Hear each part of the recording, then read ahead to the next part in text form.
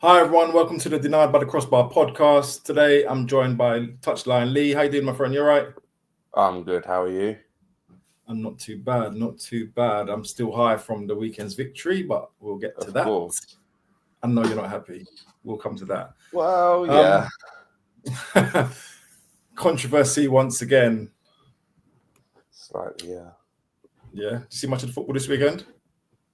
I watched a bit, but I can't lie. I was soured by the first game of the weekend, which was on Saturday, just after lunch, Fulham Chelsea, and it put an absolute downer on my weekend. And I'm not sure if I fully recovered still today. I hear you, man. I hear you. It's just VAR decision after VAR decisions ruined it for us. But because that was the 12 o'clock game, let's no better place to start. Might as well start there. Joy. I can relive the fun.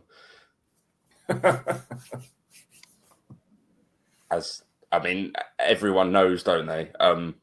VAR just took that game over. I don't think people really even know what the score was if they didn't watch it. But what they do know is there was a big controversial VAR decision that the day after PGMOL have said, "Oh, sorry, sorry." So it's all good now. Everyone's fine. We get points back, and that's how it works now. So we all know everyone has it. I think Wolves last season were the most hard done by team, but I don't say it as a.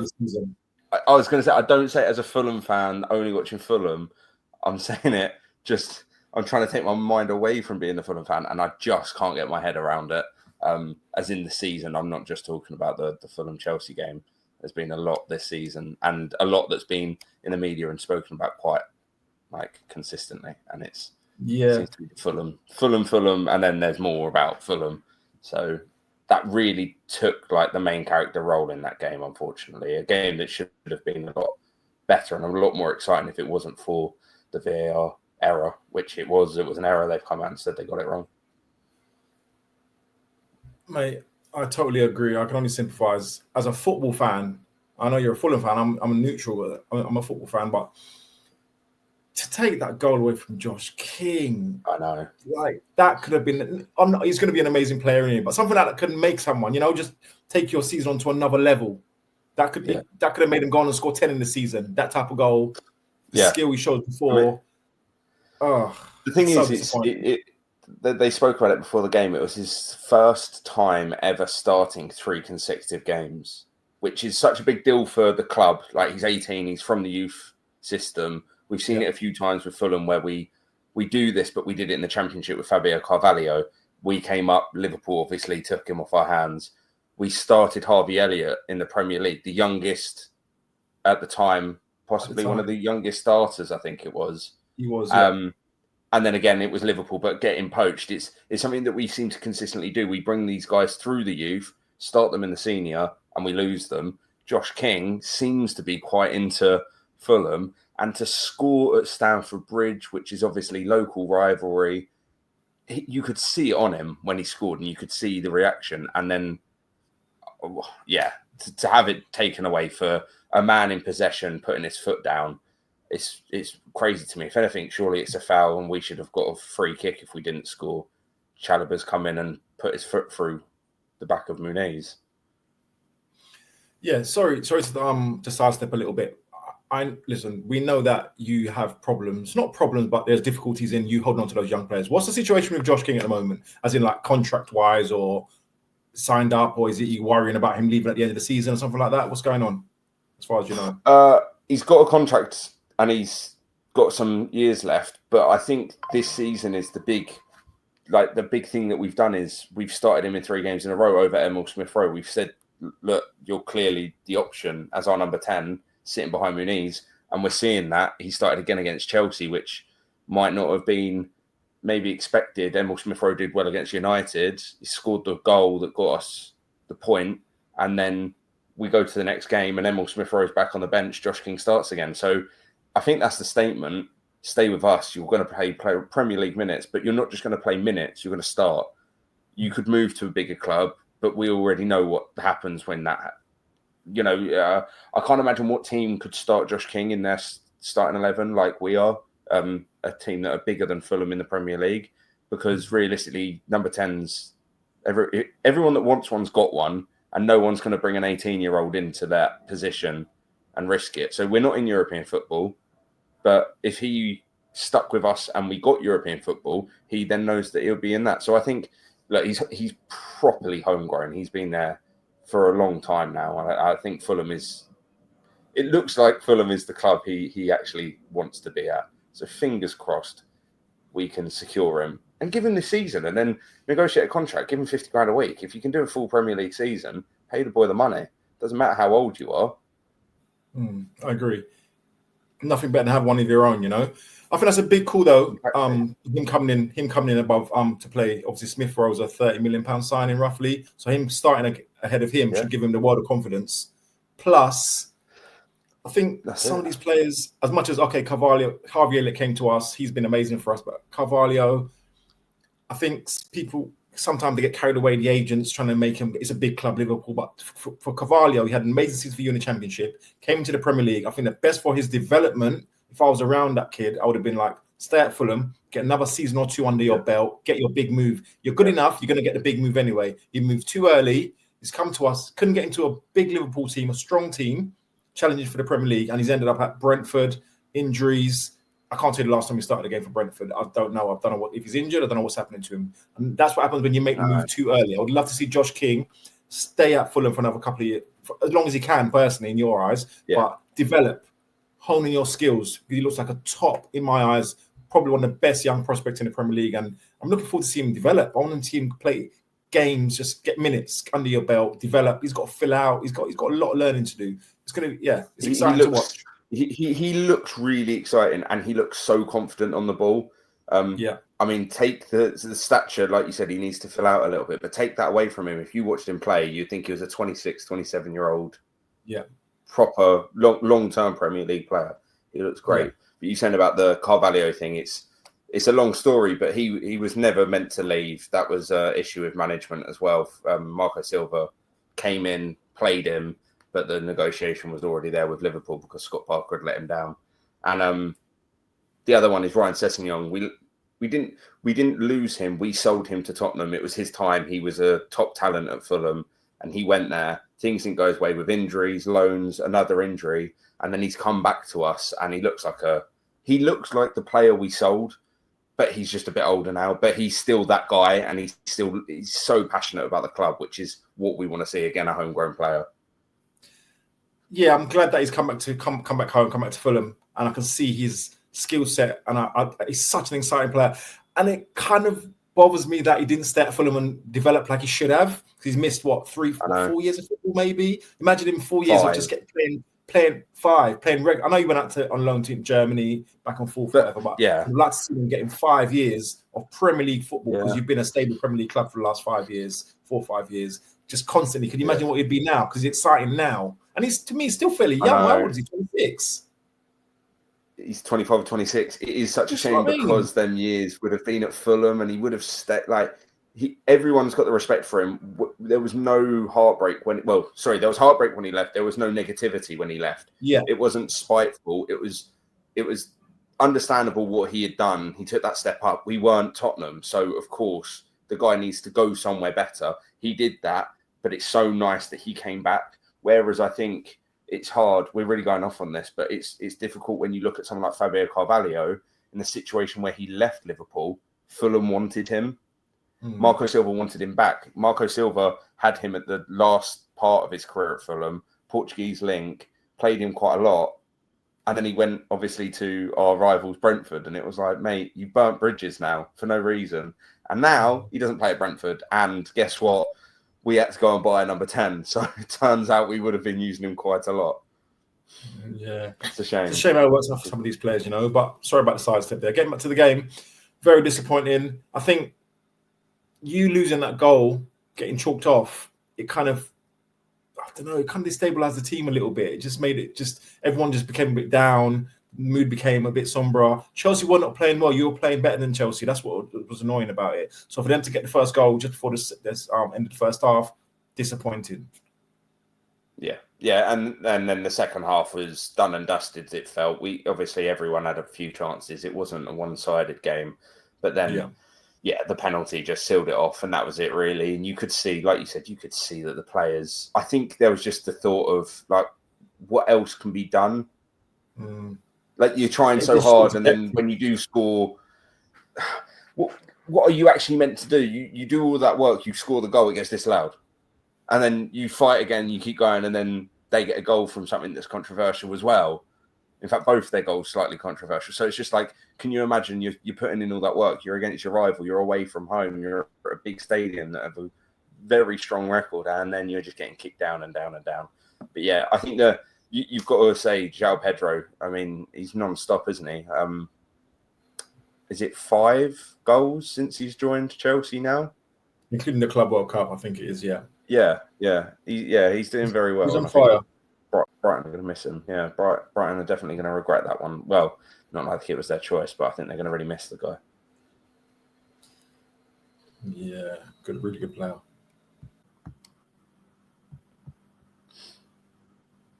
Okay, we look at the next game. Next time, we've got Manchester United, Burnley. United a lot of goals, a lot more exciting, wasn't it? It was, but they keep coming up with these VAR decisions. They keep going their way. Yeah, United lost the lead, against Burnley, a team that a lot of people are saying aren't going to stay up. I mean, they look good. They looked good in the game, and they looked good to be able to come back from being a goal down to come and get their goals. Their goals look nice. The good play. I think Scott Parker's obviously got a lot of experience in football. I'm still of the mindset that Scott Parker isn't the guy to stay up. I think he may have learned his lesson because he's obviously gone up and down before. But I don't know. It's games like that Burnley should have won. And it sounds silly to say because it's Manchester United, but I think Burnley will be disappointed that they didn't get a point. And it's games like that where they play so well and don't get anything to show for it. At the end of the season, you'll be able to look back on and say, there's where you dropped the points that if you had, you could have finished 17th, 16th. Yeah, it is disappointing because they came back into the game. But really, those are the couple of games where it's a free hit, isn't it? It is a free hit. If they get anything from the game, it'd be a bonus. Those are not the game they're targeting to win, if you know what I'm saying. When they look at their fixtures, they're not thinking, Manchester United away. That would have been a bonus to get a point on Saturday, But I was disappointed for Burnley because they did really well. Manchester United let them back in the game twice, and to lose it the way they did. It was the last minute. I remember I listened to it on the radio. I was on the way home, and they obviously it was a tug on the shirt. Amma played like a 1-2. He ran into the box. I've always understood the rules to be. Tell me if I'm wrong. That if the pull or the tug starts from outside the box, that's where the foul's given from. I've looked at that about 3. I came home and I had to check it because he scored a penalty, obviously, to make it 3-2 to get the win. But I looked at that 3 times, different angles they showed it from, and he's outside the box. So I don't understand how that's given as a penalty. I don't know what you think. Well, how do you understand the rules? I've looked at it as well, and it starts outside the box. There's then 2 full steps outside of the box, and then he goes down once he's in the box. And I just think that the foul it's clearly outside the box. If that was a foot outside of the box making contact to cause him to fall over in the box, then that's not a penalty. Okay. The foul was outside the box. Yeah, it's a weird one, but I just feel like, again, it's I don't know. I don't want to go into it too much now, but it just feels like there's this horrible agenda because it felt so one-sided with the decisions. Again, there was a disallowed goal for Burnley for an offside, and I've seen the still, and I actually can't see how it's maybe the sleeve poking off of the shoulder to be offside, and it's just crazy to me. I'll be honest, it does seem like the bigger teams at the moment are getting a rubber to green with the offsides. I can't say it's like that all season. Yeah. Throughout the whole season, as a Liverpool fan, we're a top 6 team or top 3 team, to however you put it. But we've had obviously the worst one ever in my eyes, the Luis Diaz goal. We've had that against us. So I'm not going to say it doesn't happen to the big teams, but so far this season, we've seen Chelsea get away with 2 of them. Opening day game against Palace, and then obviously against yourselves. Manchester United got away 1 against you, and again, so that's a couple in each game.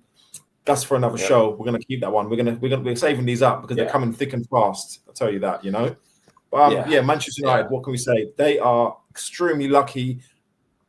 I would not have liked to see the meltdown if they'd not won that game after what happened on the Wednesday night. We've not even discussed the Wednesday night. I know it's a different tournament, but after going out, after all the memes, after the massive penalty shootout, if they'd dropped those 2 goals on the weekend, it would have been carnage at Old Trafford on Saturday. They've got serious defensive issues, and I think it's a bit of a lifesaver that they just kept going and got that penalty, because their defence was so clearly an issue. And I think Burnley could have actually got more than 2, just from what I saw. I didn't see the full match, but Burnley looked better than you would expect Burnley to look, especially this early on in the season. And I think that should be a bit of a wake-up call now for United. Yeah, they got 3 points, but they didn't look good. They got away with 1 thing. I still don't understand why he's not starting Sesko yet. He refused to start Sesko in this, fitness issues. We don't know. Cunha came off with, we think it's a hamstring injury. Obviously, Mbeumo got his goal. So, but big problems at United. I still think, I know Matt Casemiro scored in the weekend. It puts a shine on his performance, but when they go forward in the midfielders, you look around, he's just oceans of space, and that's not changing. I don't think they sign a midfielder today, as far as I know, in the window. So that's not going to change. I think Amorim has to be a bit more proactive with the squad that he's got and put Mainu's got legs, put Mainu in. I know he might not be exactly what he wants, but you have to think, look, what I've got is not working. Put the legs in there. He might, like I said, he's not ideal for what he's not a believer. He's not a big, strong, but he's got legs around Casemiro. I think Casemiro needs legs around him for that midfield to work at all. Yeah, definitely, 100%. Couldn't agree more.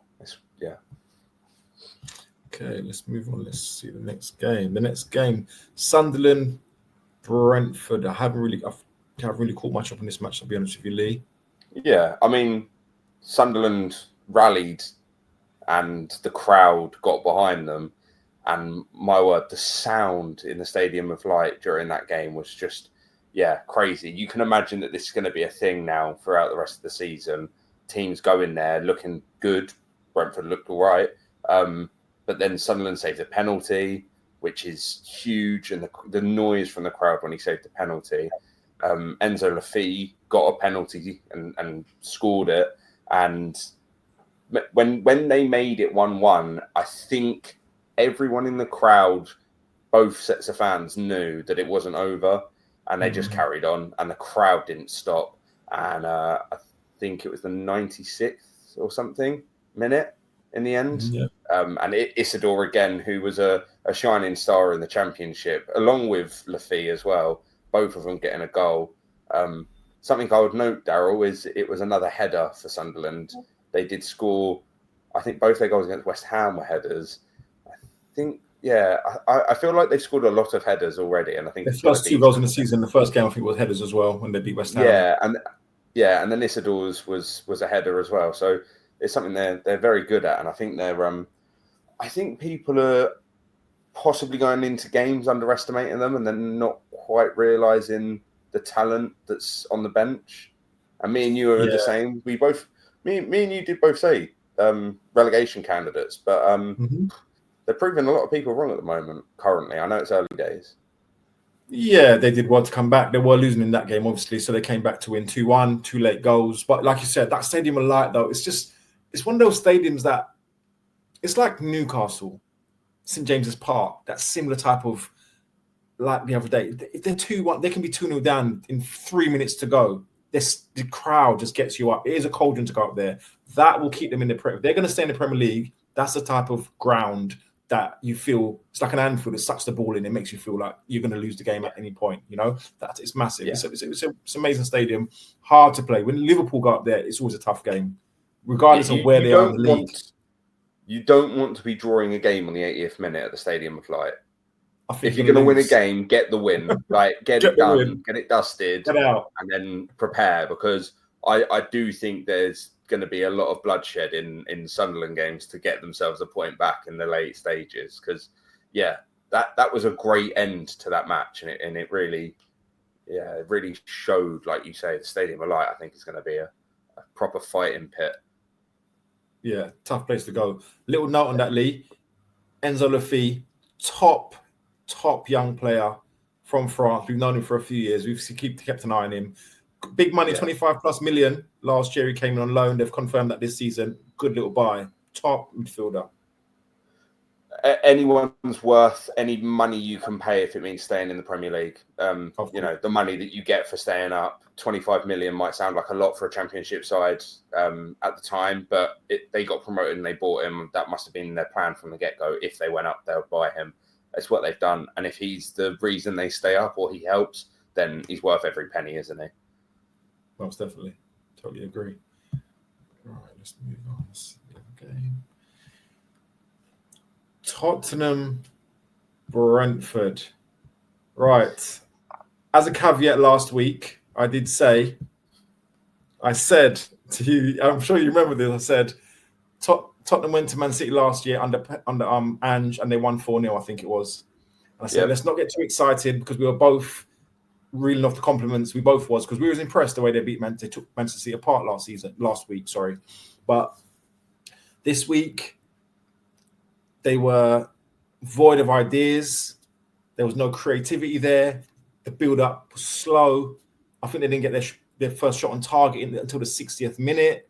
It was the second I'm surprised half, It wasn't good. I'll tell you what. Do you remember me saying last week about they had that workman-like midfield? We both complimented their midfield. Papa Sarr, Bentancur, and we had Paulinho. It's a workman-like midfield. The problem with that is if you go away to City or one of the stronger teams, they come to Liverpool, that works. When you're at home in your own ground and you're trying to break a team down, you cannot play that midfield. And that's exactly what he did. There was no creativity there. Okay, we know Maddison's injured.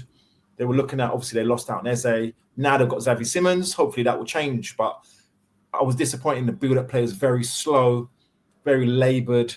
And we didn't give him a shout last week, but I was going to. I was going to say Richarlison has turned his game around. But on Saturday, he looked like the old Richarlison. It was very disappointing. Didn't hold the ball up well. Obviously, there's no Solanke. So, yeah, very disappointing. After beating Burnley in the first game, then beating Manchester City away. We know Bournemouth are a good team, but it was a bit disappointing, Lee. Yeah, I think you've got to give credits to Iraola as well, because what you just pointed out, he nullified at the start of the game. That wasn't a tactical change that he did during the match. He knew how Tottenham were going to come out, and Thomas Frank's a top manager, but Iraola, I think, is well in the ranks with Thomas Frank in the Premier League, and I think he did so well exposing Tottenham's vulnerability under pressure. And I think it's a real statement win for Bournemouth in terms of that's away from home. Tottenham have done so well. The Man City game, obviously, but then Bournemouth have come out. They've kept a clean sheet. Yeah, they scored early, so they didn't really have to do as much throughout the rest of the game. And they came away with a really good 1-0 win. I think they're going to be well happy with that, especially away from home. Fantastic result for Bournemouth and Iraola. Yeah, I'm really impressed with Areola. I really like him. We've spoke about this last season.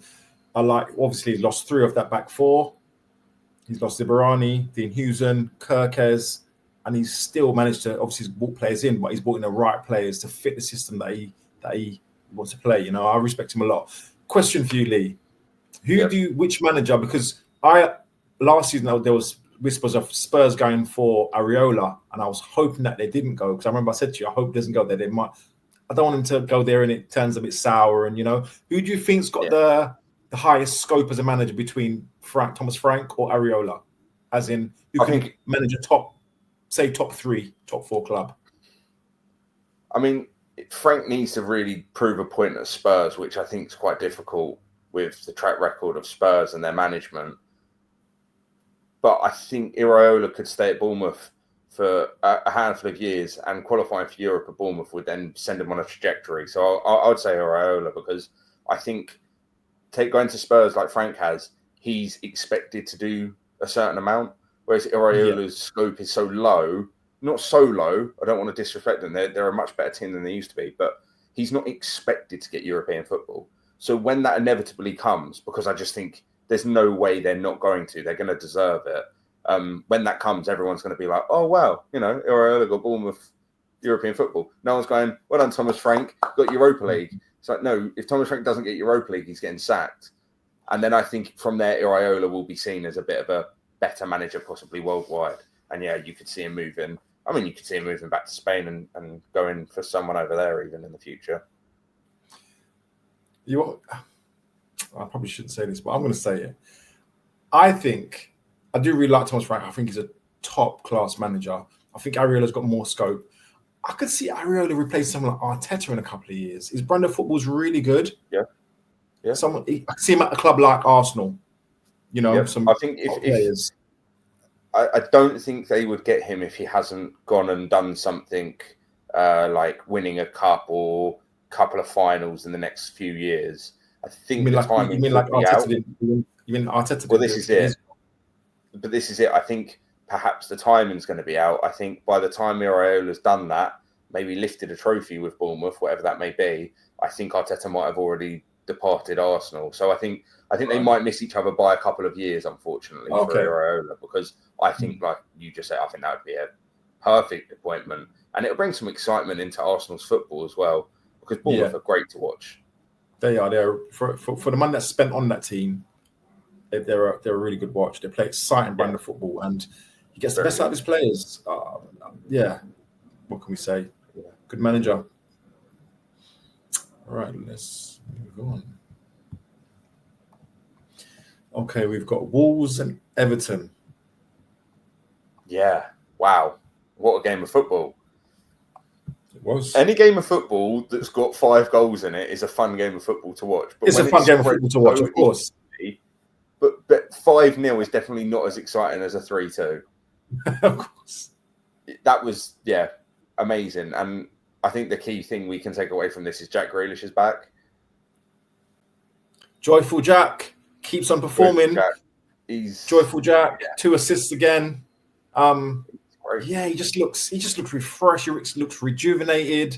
He looks happy, and Jack's. Maybe at City is a bit different because he came into a winning team, because they've won Premier Leagues before, so he's come to. Yeah. I feel that his exuberance is rubbing off on that Everton team around him. They're all happy to play around, and they realise we've got a top player around us. Yeah. And it's just everyone looks like they've raised it. We know Ndai's a top player, but I just think everyone around him just looks stepped up a bit. They've all stepped up their level. They know you're playing with a top class player. They all play up, try to be on his level to a point, And I think it's looking good. Another away win for Everton. I was really impressed. I know they let him 2, but they've all raised their game. Looking good.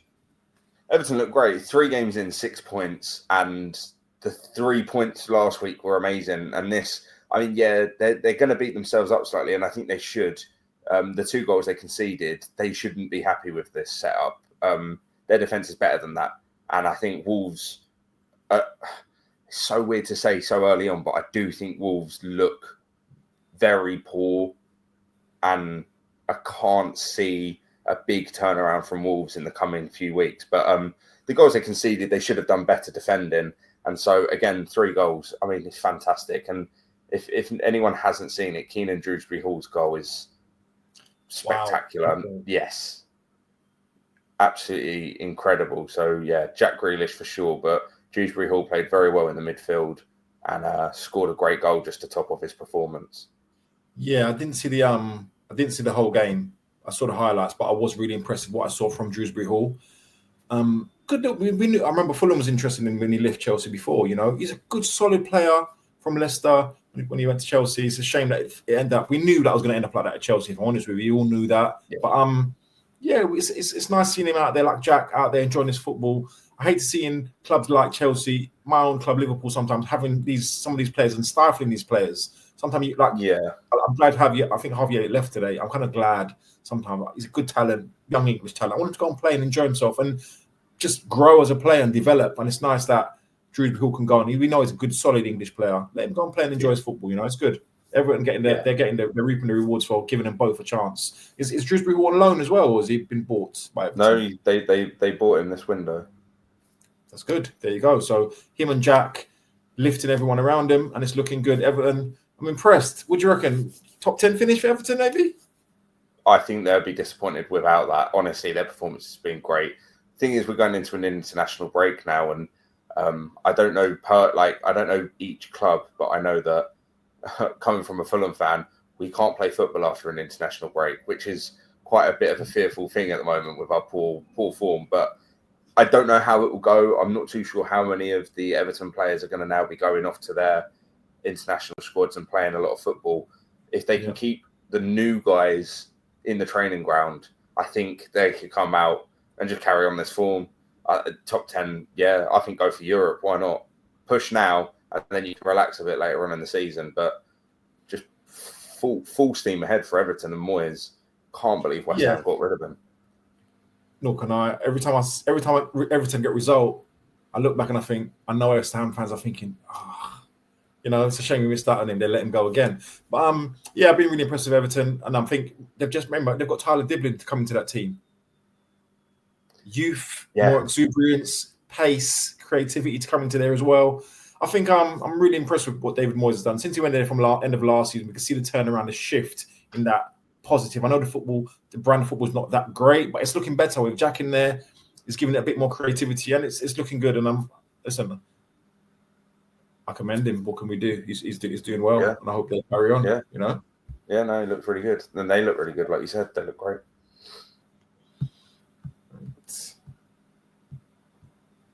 We've got. I'll let you do Leeds, Newcastle. I mean, you can summarise that game up in 1 minute, can't you? It was 0-0. Leeds are going to be cheering for that. That was great. Clean sheet against Newcastle. Before the season started, you would say that the game against Newcastle for Leeds, well, it would be Newcastle win, easy. I don't know. Newcastle had chances, but guess what? They don't have a striker, so it really doesn't help them. They've made a chance now. Exactly, yeah. They have done it. Finally, Wissa has signed for Newcastle, and the German league player. Automata. That's the one. But they didn't use them, obviously, in this game because they hadn't been signed by this point. And for Newcastle now, they have to go on a run of form now and catch up with the teams they're meant to be in and around. Because Liverpool, 3 wins on the trot. You've got Chelsea, unbeaten. They drew the start of the season. You've got Arsenal, 2 wins, 1 loss. And then you've got Newcastle, a draw, a loss, a draw. It's awful form. And if they're thinking they're top 4, they need to start thinking again, because unless something changes soon, they're never, ever going to catch up with the teams that are expecting to drop a handful of points all season. They've already dropped too many points. You wouldn't be happy with this after 15 games, especially the games that they've dropped points in. Yeah, it's a hard one for Newcastle. Obviously, their main talisman obviously has had a problem with Isak's, but I still think that they've got enough in that team to chip in with goals. I've been disappointed in their goal output. They've got, Anthony Gordon, okay, got sent off the other day, but they've had it as Sula. They've got Alanga. You've got Alanga. You got Josh. You got Jacob Murphy.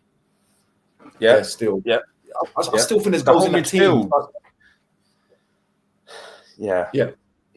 It's not good enough, is it? Because they can't act like this is all because of one striker. Exactly. I know he did well. Obviously, Isak is a fantastic goal scorer, but you can't rely on one player. Isak's leaving due to a transfer, but if he did his ACL a week ago, what would happen? Would that be it? Newcastle get relegated? Because but seriously, is that honestly what it is? That only can score from your striker. They've got to be a bit more creative. I think the international break's coming at a perfect time. Bring 2 new players in, get people working together a little bit. And I'm not too sure on who their next game is against, but you're going to really hope. I mean, it's Wolves, luckily for Newcastle. One more away. So it's at Newcastle. So, I mean, if you're Newcastle looking at that now, keep everyone fit, get everyone ready, and you need to go out and score 2 or 3 goals with the new guys. Whoever you're starting up front needs to get a goal. Just start off clean and play well against a Wolves team that they're going to have to come out and prove a point as well after their run of form. But at least it's at home for them. Yeah, like I said, even with the new players coming, they're not going to just come straight in and start scoring goals. They might do, you never know. But I still think there's enough in that team. They should be pushing. They should be able to come up with goals, like you said, without the striker. They've got some top players. They just paid, 60 million for Elanga. He's a good player. There's goals there. Like I said, Josh Murphy. They got Barnes. There's goals in that team. Tonyali. Yeah. Grimarev. There's goals in that team. So they've all got to start chipping in for that to turn it around, because definitely. We'll always have to see if one of those strikers hit the ground running, but we'll wait and see. All right, let's move on. Okay, Brighton, Manchester City. I watched this game. I watched the full game, and in the first half, Manchester City were all over them.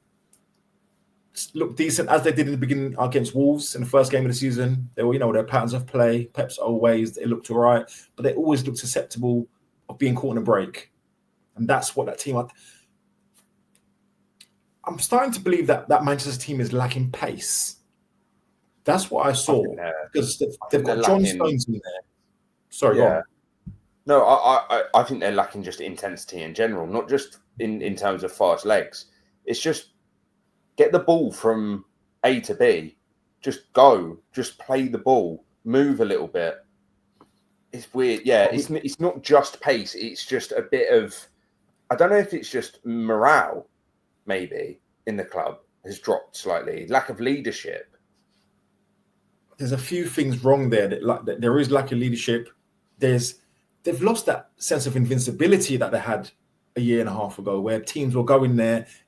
A couple of years ago, obviously we know Brighton beat them last year. They came from behind last year and beat them 3-1, I think. But a couple of years ago, a team like Brighton, they go 1-0 down. They're sitting there thinking, right, we need to stop making this. Can't be 3 or 4. And you sit back and then they come on to you. That's totally changed in the last year or so of City now. They've lost that invincibility. So teams like Brighton, after City went 1-0 up, they came out second half, and you can just see Brighton growing into the game. They made some really good subs, and City just looked really vulnerable. Like we said last week, City of last season. John Stones in that midfield. John Stones has been an amazing player for City, but I don't know if he's that caliber to be starting games in that position where he is now. Rodri, we know he's just come from an ACL. He's going to be, takes you a good while to get back properly, And Tijani Reinders, I've said before, he came from AC Milan, massive club. They finished 8th last season. In a team that's not so strong, it's good. It's a bit easier to look like a big goal-scoring midfielder. That's what they've got. They're playing him like a deep-line playmaker at times. That is not his instinct. Initially, is to go forward, and then you leave Roger behind you, who's not the most mobile at the moment. He's not the quickest. So they just look a bit open. I don't know where that defensive solidity's gone. I mean, it's not enough. It's not enough. They look vulnerable on the break every single time, and that's what happened in the goal. Gruder came on, and he just ran through. Yeah, great goal to end it. 2 of them. Great little goal from Gruder. Fantastic way to end the game. Wicked way to end the game. Got the winner, and to be honest, Brighton deserved it. They played them off the park the second half. And it's a shame because City could have got 1 or 2 in the first half, and the probably game would have died off. But Brighton kept on going. We've got to give a shout out to James Milner. Second youngest scorer in the Premier League. Now he's the second oldest scorer in the Premier League behind who? Put me on the spot. I don't know. Go on. Teddy Sheringham. Teddy Sheringham, right? Behind Teddy Sheringham, yeah. He's changed his shirt number this year in tribute to Diego Jota. Did his celebration. But, mate, if you need someone that's going to take a penalty, there's no one better to ask than James Literally Milner. No one. I wouldn't want anyone else in the whole of the Premier League. I would put my trust in besides James Milner, Yeah. But thoroughly deserved win by Brighton, and another loss. It's 2 losses in a row for City. Yep. Yeah, they 1 win, 2 like we losses. just said, they look like they're lacking leadership and intensity, and I think it's something that people saw last year. And to be honest, they might have spent some money and brought in players, but they haven't fixed the issues that they clearly had. So it'll be interesting to see how that progresses. I'm shocked that whenever I watch City now, I think they need a new, fresh centre back. I know there was word last week that they were interested in Gay Taylor and said, no, I only want to go to Liverpool. But I thought that's exactly the type of defender that they needed. Someone who's not trying to be fancy on the ball, a defender. And I find that with Diaz sometimes, and John Stone, they try to be a bit too, Man City playing it out. They need a defender. And for them to let in, I think they tried to let go of Akanji. Yeah. I don't know why. I'm shocked that they let him go. But yeah, they need defenders and they haven't. So they haven't got a right back. They're playing Nunes at right back. It's just very weird, isn't it? They've just spent money and it just doesn't seem like it's being in the right places. They've spent 450 million from January to this transfer window. 450. Yeah. They've not addressed the right back situation yet. Well, now it's gone. Weird, isn't it? Window closed, Yeah. So worrying times for City. We'll have to see what Pep comes up with. But we know Pep's a good manager. He'll come up next week. He'll come up with some crazy formation, and then or something will change and then they'll come back. But we'll have to see what goes on. If not, yeah. All right, let's go. Nottingham Forest, West Ham. Looked like a 0-0 game, didn't it? It really did. It looked like we were going to have another 0-0. And then something happened. I'm not sure what. Whether or not it was a bit of a wake-up call from the touchline. But, wow, 10 minutes, was it? 3 goals, 10 minutes? It was. That's a way of getting your first win in the Premier League, isn't it? Against a team that everyone's been saying are top quality and going to continue to be in the top 8, probably. But look, I think we've seen in the media that there's some issues going on at Forest with Nuno, and perhaps this is the start of something. It's the end of an era, the start of a new era for Forest. I don't know, but fair play to West Ham. Great result for them at the end of it. I mean, 3-0 in any game's brilliant, isn't it? Yeah, I thought I was keeping my eye on the game, and I thought it was going to be 0-0. There was chances. West Ham, funny enough, had more chances, more shots on target. Have you seen Bowen's goal? Yeah, it's a really good fantastic goal. He's on the back foot. He plays to him, and he kind of, he's not even facing the goal anywhere near the goal. It's a really good turn and low shot. Yeah, I think that was Potter. I think it was Potter on the touchline shouting, "We've got 10 minutes to save this season," basically, because 3 losses out would not be looking good, But they stood up. They did well. Callum Wilson got his first goal as well for the club. Jared Bowen on the score sheet. Paqueta says he's staying. Again. So.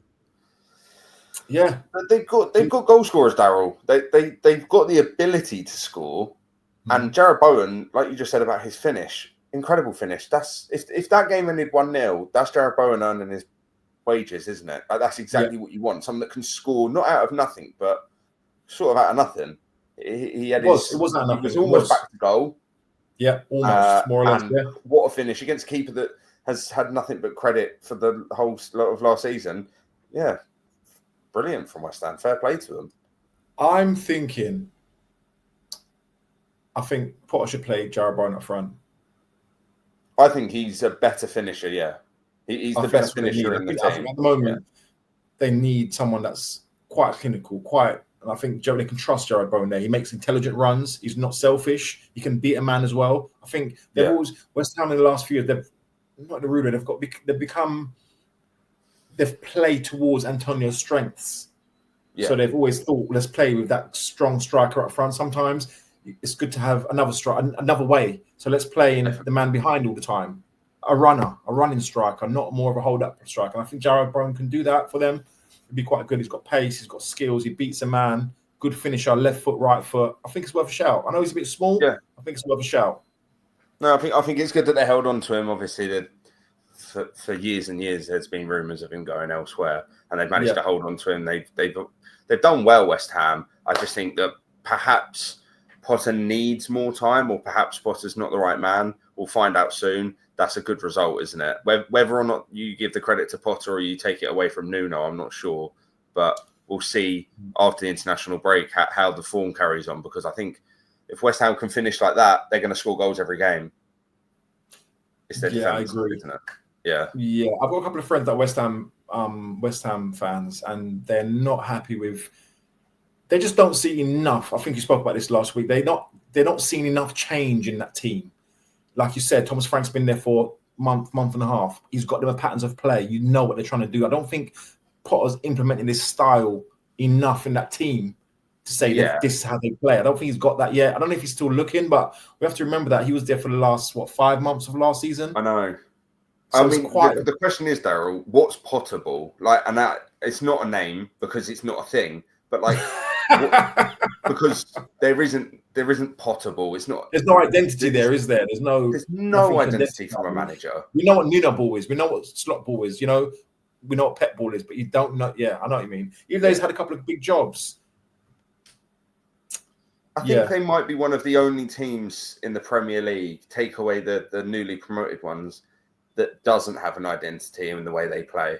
Not in a positive way anyway. I think a lot of people would make the joke of their defence is a key part to how they play, and being poor and Potter not being able to control and coach a structure in the defence. But that game against a team that have done very well to keep a clean sheet, we saw Anderson playing some fantastic balls this season so far. Yeah. None of them came off. You know, have they solved the problem? Is their defence no longer an issue? I can't imagine it's happened over 1 week, but who knows?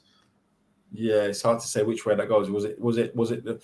Listen, we went to Forest last year. We struggled. I think you're the only team to be Forest home and win the whole of the Premier League. Yeah. So we know what Forest attacking potency are like. Chris Woods, but give credit to West Ham. They got their first victory of the season, and good luck to them. You know, let's see what they can do. Yeah. No, very good. Yeah. Okay. We'll come back to that one. Let's do Villa Crystal Palace.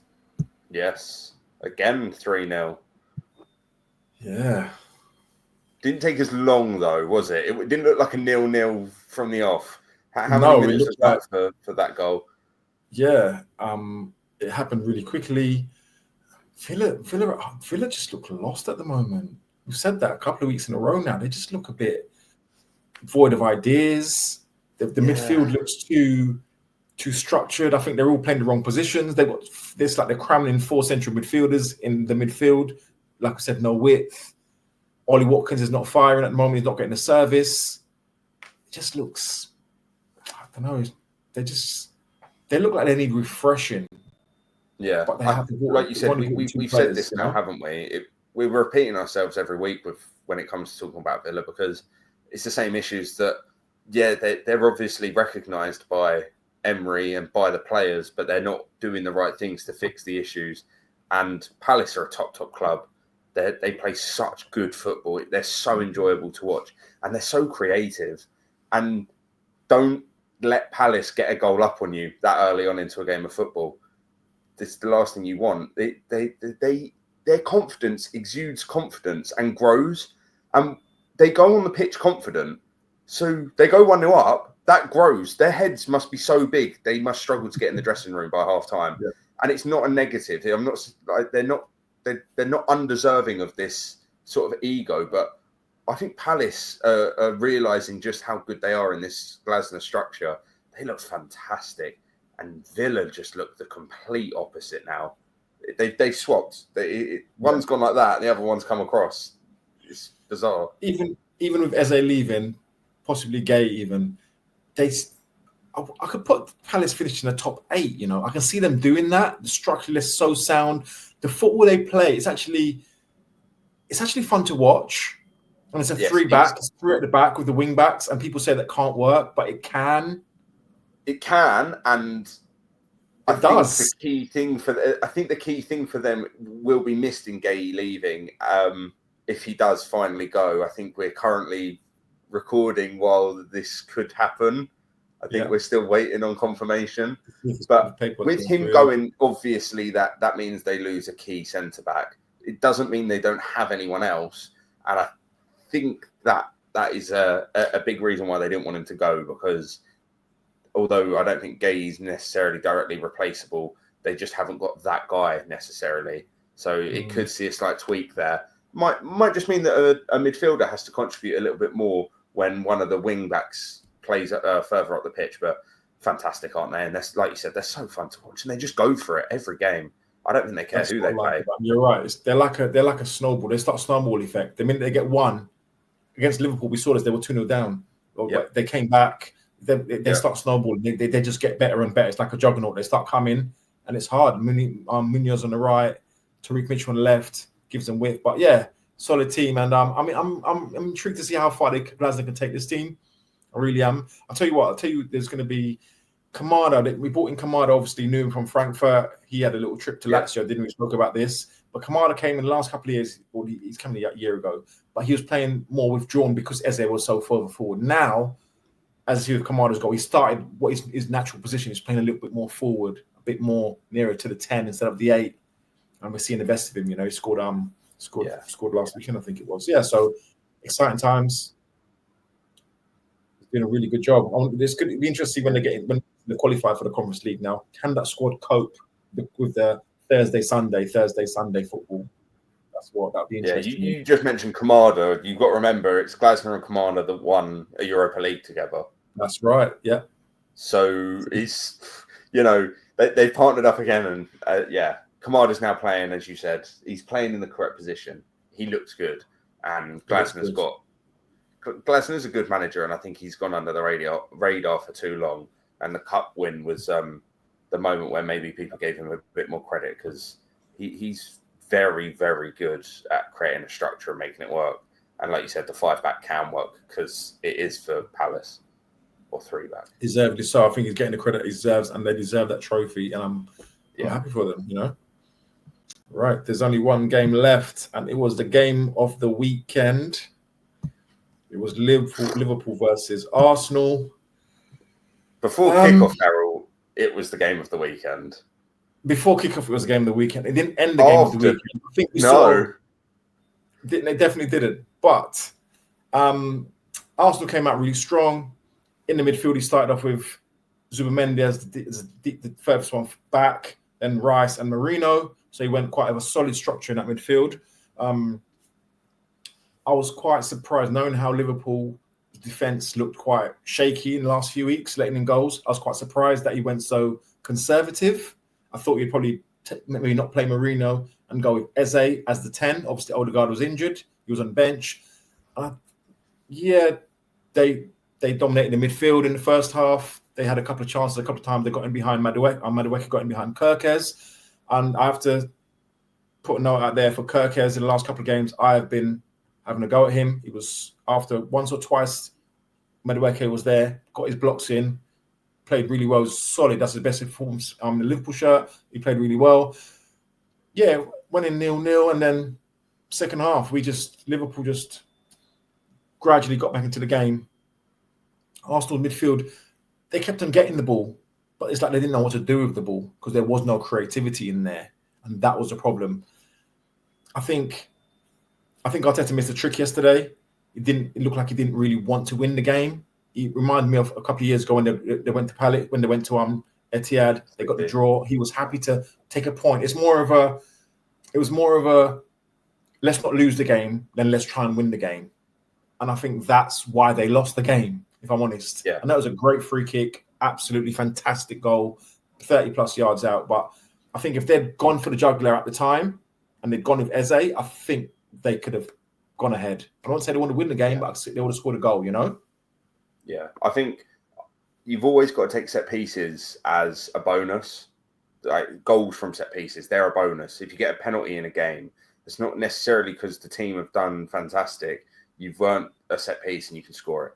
When you score a 35-yard free kick in a game of football, and that's the only goal in the game, it goes to say a lot about the actual overall match. If that ended 3-1 and Szoboszlai scored the second goal, say, then no one would, it would be a completely different conversation. But I agree with you. Arteta came out with a very defensive structured team, and only later on in the game did he then start to put the creative players on who actually are the right players to start. Why on earth can Eze or Odegaard not start that game? Eze's beat Liverpool recently. The idea that you don't want to play him against a Liverpool team that clearly have defensive issues. It's a player that can score a goal out of nothing, but he's also a player that can dribble through people. And I think one-on-one, Eze against Konate, you let him have 3 goes, he's going to beat him. At least one of them goes. And that's all they needed in that game. Just that little bit of something. One player can be the key to unlock a defence. And I think Eze, I don't think Odegaard, but when Eze's there, ridiculous to not start him. He's not unfit. He's played the whole rest of the season and he played the cup final. So where's the logic to not starting him? And you can't tell me it's about structure or tactics because the guy plays in the same position. He has the same job role. He's going to be able to do what he does. And guess what? He's already played against Liverpool this season. So he's better off than any other player on the pitch. It baffles me that Arteta went out so defensive. You should never go to a game happy with a draw. I find there's more chance of you losing that game than winning that game. Yeah. If you go in with that mindset of we can get a draw out here, these things happen to you. You get a absolutely crazy free kick and you lose the game when probably sometimes you don't deserve to lose the game, but you lose it because your mindset is we're going to sit back and take a draw. And that's when you lose the game. We used to have that under Rafa Benitez quite a lot. As much as Klopp, you might lose the game 4-3, but with Klopp, you know you're going to put the effort to try and win the game. And you don't mind losing 4-3. Always go out with that mindset of trying to win. You might lose 4-3, but you've tried to win the game. I'd prefer to lose on that scale than lose it 1-0, trying to defend and take a 0-0, if you know what I'm trying to say. You know, you want to see football's an entertainment sport. On the front foot. Of course. Football's an entertainment sport. Italian football back in the day built up a structure, catenaccio, you know, the whole sit back, defend, control the game. Right. Don't let the other team have the ball. And then when they do have the ball, get 11 men behind. That is not a fun football to watch. There's no joy in that football. And it's creeping into the Arsenal team. And if you really honestly think, let's go out and get a draw at the start of the game, it's not 1-1 on the 80th minute, then I understand. Be a bit more defensive, hold the structure. Don't release the players and then get counter-attacked. That's fine. But don't start from the get-go because a red card in a game, you know, all of these factors, a 35-yard free kick, an unfortunate penalty, like all of these things in football, you cannot expect to just not concede. So many challenges. So to go out and not think let's absolutely go for them and try to score early on. If all else fails, then you end up drawing. But let's say you get counter-attacked. Well, guess what? It might actually spark some life into the players. Going 1-0 down in a game like that might have been better earlier on because when Szoboszlai scored and then Arteta made his changes, suddenly there was creativity on the pitch. So does that? It's like you left it too late because the goal was later on in the game, but perhaps maybe conceding in the 10th minute because you've gone so out but haven't been able to finish would have actually meant Arsenal made the changes earlier and equalised. And guess what? 1-1 could have been a fun game of football. Might have been 2-1 to one of them. But surely you want to lose a game by 1 goal, but at least score a goal yourself. It's weird to me. It's not a fun game. Can you imagine paying a season ticket and you're going to sit there for the rest of the season watching that? Okay. One question for you. Yep. Does that mentality win you a Premier League? Never has. And this is part of the reason why he's not won a Premier League, because sometimes he has this mindset. I thought a player of Eze's ability, we know he's not like he's, you know, an Isak where he's not trained all season, all pre-season properly with the team. It's a bit different. Exactly, Eze's been playing for Crystal Palace. We know that Odegaard has an injury, so he couldn't start the game. I honestly thought Arteta, I was a bit worried. I did say to you before the game, a bit worried. I thought they would go Madueke on the left, Eze is the 10, and they'll start Wanyeri to replace Saka on the right. Yes. That would give them pace, creativity, pressure. And listen, Konate got, I think in the first half, he got a yellow card. And I thought to myself, if he's got to play Eze, like you said, running at him. running at him. He's got the ability to do it. And I thought he missed a trick. I thought if he'd gone out in that way, I thought he would have troubled us. And I thought that's what he was going to be. But he didn't go for it. We'll take it. 3 wins out of 3. And that's not really playing well. And obviously now added Isak to that team as of last night.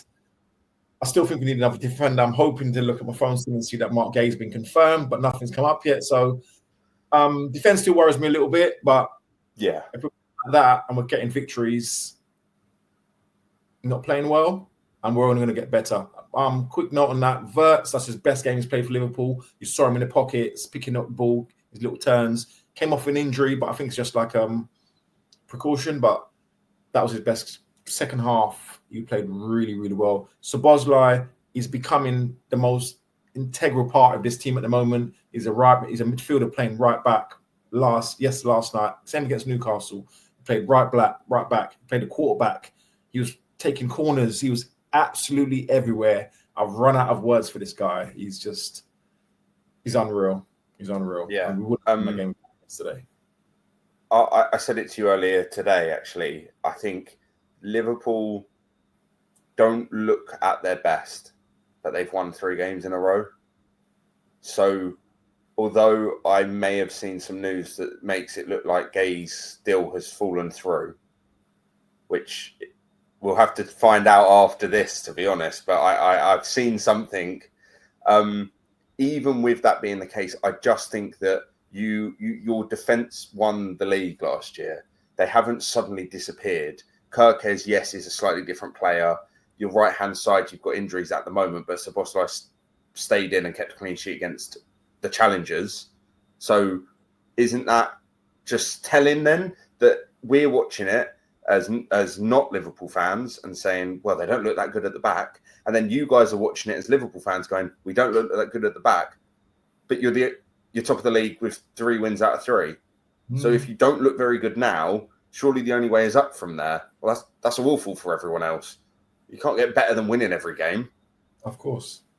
So you're possibly looking at it, and you will be because you're a Liverpool fan. You're looking at it a little bit critically.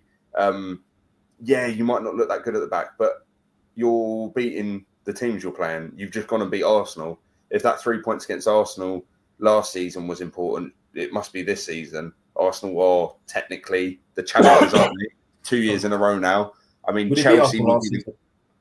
There you go then. So then you've got to play Chelsea. Chelsea currently second in the league, but we're early days. But if you play bad again, because you haven't played bad yet, you can't play bad and win every game. But if you feel like you haven't got to that level yet, later on, maybe let's say 2 or 3 more game weeks, then maybe there is an issue. Maybe it's Kanate. Maybe there's an issue with Kirkes. But you're going to grow. You've got a new team, Frimpong, Kirkes. If that just improves, then I can't be bothered watching it anymore. I don't want to keep watching people get pumped by Liverpool. I feel like we all know what's going to happen by the end of the season. And hopefully some people work Slot out. Because he's very good at the moment. I think the best thing about Arne Slot brought to this Liverpool team last year, I personally called him, he's a bit of a chameleon. He made Liverpool into a chameleon. Whatever we needed to do to win a game, there was no set way to stop Liverpool because we were adjusting our tactics towards very adaptive. What we needed to do. That's what we did. We adjusted in every game. That's why after half times in a lot of the games last year, we came out, we were a different animal. He's gone in there, said, right, they're doing this, and this. You need to do this. And he combated a lot of the offensive and took advantage of the defensive frailties of other teams. I think that's what the best thing that Scott as a coach, that's the game's finished. What was your highlight of the week, Lee? I'll be it's honest, hard because it was the highlight, but it was, I bet. I mean, I would say Josh King scoring that beautiful goal that counted. I agree, yeah. It's so hard because I have to be honest, the first game this weekend ruined it for me to the point where I felt just done. I was happy to just pack my bags and just stay away from football forever. That was the reaction it's painful because it's been ruined so much and he didn't actually even score a goal. Do you know what? Highlight of the week for me, I'm not going to say Josh King. I'm going to say Jarrod Bowen's goal. It was a fantastic finish from a player that's been fantastic for that club. He's so good for that club. Build him a statue now. Don't wait till he retires. Let him play with the statue outside for a bit. It'd be great fun. Why does a player have to leave to earn a statue? Build the statue, play him up front. They won 3-0, and the goal was fantastic. He actually made a chance for a better goal in that game that Wilson poached off of him, but it was a run down the left, cuts inside, does all this stuff. He looked like Messi in that. It looked fantastic. He beat about 4 players, didn't he? He walked through the whole team. I'll have to say Jared Bowen. That was a fantastic moment.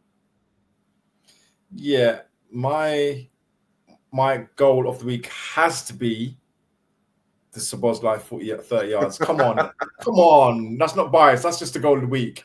But my highlight of the week is Joyful Jack. Still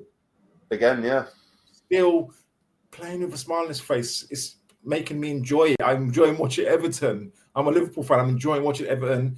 Him doing what he's doing. That's just making me happy at the moment. It's keeping me. Yeah, he's making me happy. I like seeing that. That's my 2 assists again today. What's that? 3 assists and a goal, maybe, or something in 3 games? Oh, I think it's 4 assists. 4 assists. He got 2 last game. That's 2 this game. I think I won the game. Did he score a goal as well? I'm sure. I'm not too sure, but at least 4 assists. Yeah. But I think the international break is honestly coming at the best time right now for a lot of people. I think including Liverpool, who are 3 games unbeaten. I think probably quite happy that it's like, right, cool. We've done that. Like the introduction, we've done it all. You've got your big important win against Arsenal. That's done. Yeah. Just calm down a little bit. Everyone go do your own thing.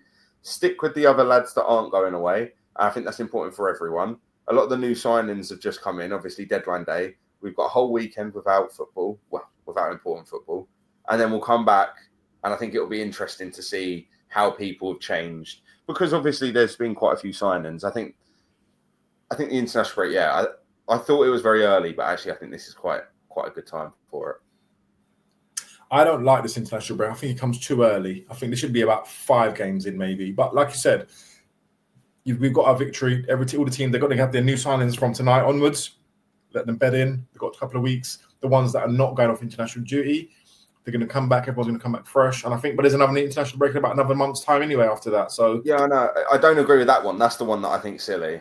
This one's good. I do like this one, especially because of the way the season's already started off. I think it's actually good timing.